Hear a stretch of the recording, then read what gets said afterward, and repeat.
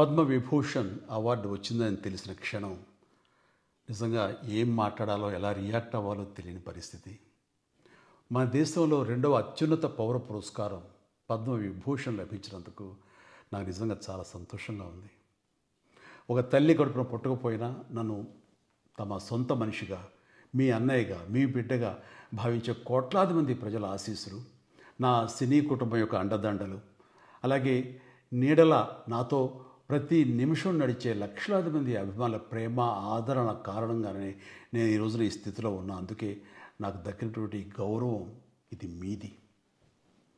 మీరు నాపై చూపిస్తున్న ప్రేమ, ఆప్యాయతలకు నేను ఏమి రుణం తీర్చుకోగలను?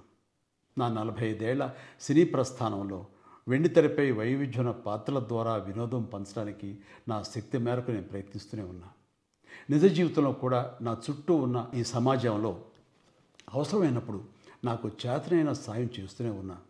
కానీ మీరు నాపై చూపిస్తున్న కొండంత అభిమానానికి నేను ప్రతిగా ఇస్తున్నది గోరంతే.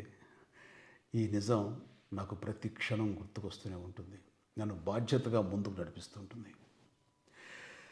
నన్ను ఈ ప్రతిష్టాత్మకమైనటువంటి పద్మవిభూషణ్ అవార్డుకి ఎంపిక చేసిన భారత ప్రభుత్వానికి, గౌరవ ప్రధాని శ్రీ నరేంద్ర మోడీ గారికి నా హృదయపూర్వక కృతజ్ఞతలు. జై హింద్.